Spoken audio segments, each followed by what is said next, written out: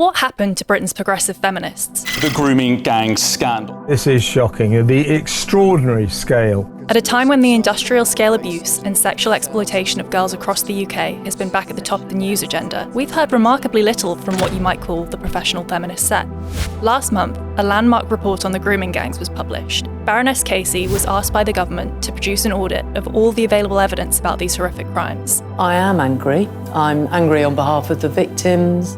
Prime Minister Keir Starmer at the time was rejecting calls for a national inquiry into the grooming gangs, even accusing his critics of jumping on a far-right bandwagon. Calling for inquiries because they want to jump on a bandwagon of the far right. The report was shocking, but in many ways it only reiterated what victims, parents, and a few brave journalists have been saying for decades, that swathes of poor and working-class girls across the UK have been sexually exploited by gangs made up disproportionately of Pakistani Muslim men. The crimes against these children included gang rapes, beatings, druggings, enforced pregnancies, and enforced abortions. One girl and her family were killed after her abuser set her home on fire.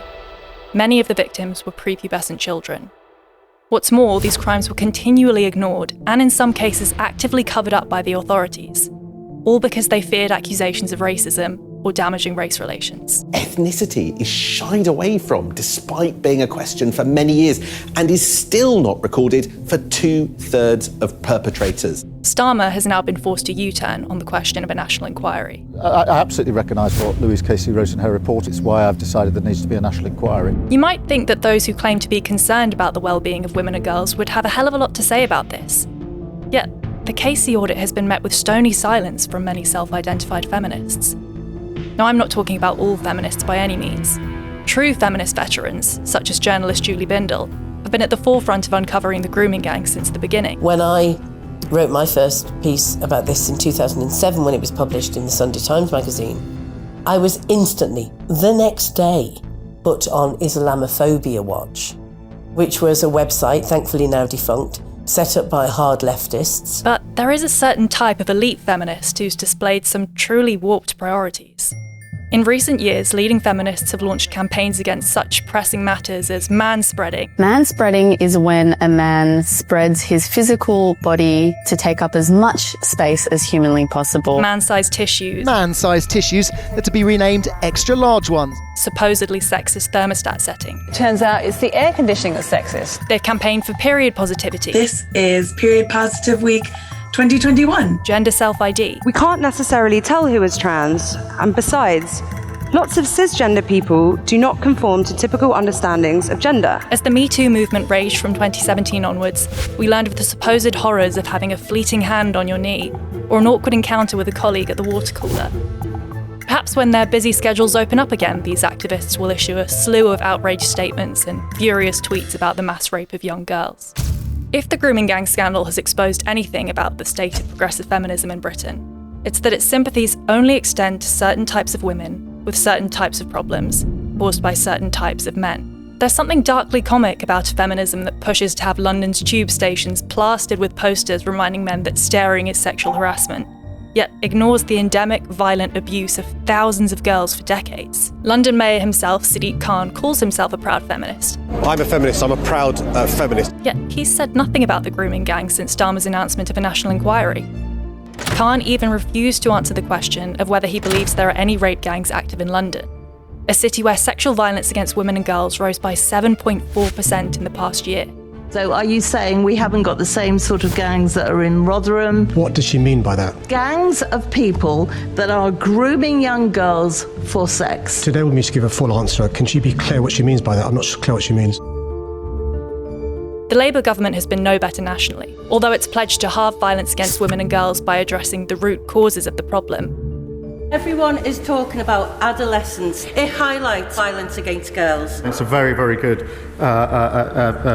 documentary to watch. The PM only launched an inquiry into grooming gangs when it became clear that dissembling was no longer an option. In every echelon of my life, that sisterhood has made a difference to me. Jess Phillips, safeguarding minister and self-described gobby feminist, the list of potential speakers, all men, initially refused council's requests to hold localised inquiries. The easiest thing for me to have done in this situation would have been to capitulate but I don't think it's the right thing to do. Labour's Lucy Powell, leader of the House of Commons, dismissed the grooming gang scandal as a dog whistle as recently as last month. Rape gangs over this. We want to blow that little trumpet now, do we? Yeah. Okay. There was a real issue. Let's get that dog whistle out, shall we? Believe all women. That was the Me Too mantra. But this was for many years never extended to the girls who were raped in taxis or in hotels or above kebab shops in Ramsgate or Rochdale. They were expected to keep quiet for the good of multiculturalism. Wrong type of girl, wrong type of perpetrator. Perversely, those who simply acknowledged what was going on were accused of peddling some kind of racist conspiracy theory. We've got these organised gangs, mostly of Muslim origin. I think we need to... It's a fact! Just really lie! I think James's attitude is symptomatic of the whole Islamophobia discussion. And this squeamishness around tackling abuse when it's committed by migrants or ethnic minorities extends well beyond grooming gangs. Foreign nationals are convicted in a quarter of all recorded sex crimes in the UK. In London, 2/3 of arrests related to sex crimes are of foreign nationals. Are we even allowed to talk about this? Progressive feminists refuse to address the elephant in the room, which isn't race or ethnicity, but culture.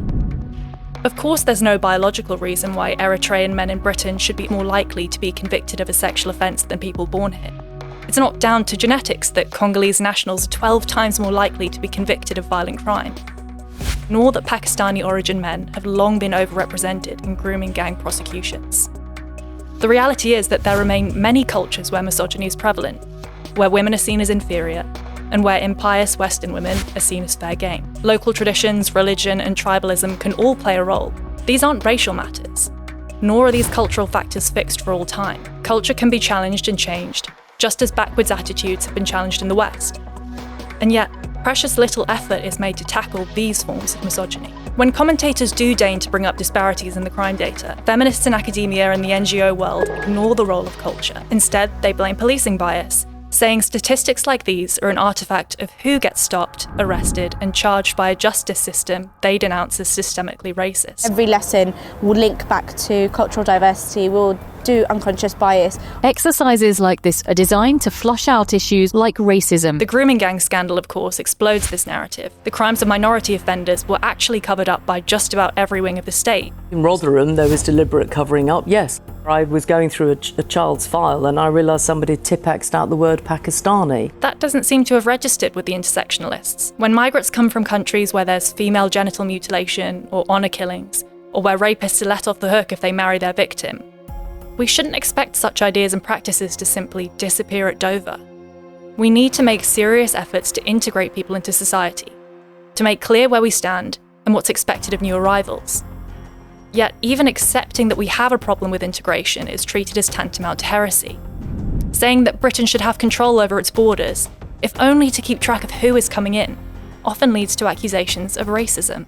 The UK government is about to make matters even worse. Islamophobia is a scourge on our society which must be rooted out. We need to go further and faster in tackling this vile hatred. It wants to bring in an official definition of Islamophobia based on the report by the all-party parliamentary group of British Muslims in 2019. This definition insists that the debate around grooming gangs works to humiliate, marginalise and stigmatise Muslims. Should a similar definition be imposed on the government, it's certain to chill the discussions we need to have about sexual violence. One terrible irony is that among those who seriously suffer from this pervasive culture of silence are women from minority and Muslim backgrounds. The UK, is it becoming the Western capital for Sharia Courts? In recent years, we've seen Sharia councils in Britain demanding women provide 2 male witnesses to their abuse before granting divorce. Men with multiple wives have been offered benefits for their second spouses, so long as the marriages took place in a country where polygamy is legal. A mosque in West Yorkshire was once caught facilitating child marriages. Women such as Iraqi Kurd Banaz Mahmood and British Pakistani Shafilia Ahmed asked for help multiple times before they were slaughtered in so-called honour killings, where people are murdered by their family members for supposedly bringing shame on the family. We might expect these women to feel unable to speak out were they living in patriarchal, theocratic countries. But this is modern Britain. Why was nobody listening? These are the bitter fruits of Western cultural relativism. Victims are ignored because the crimes committed against them are considered politically incorrect. Chief constables, prime ministers, home secretaries, everybody turned away. Perpetrators are held to different standards. Entered the UK illegally from Afghanistan. His counsel was saying that he didn't understand that he shouldn't rape a 15-year-old girl. We're told all cultures are equal, even those that provide fertile ground for violent misogyny, until the great and good find their collective spine. The grooming gangs will not be the last occasion on which they fail women and girls.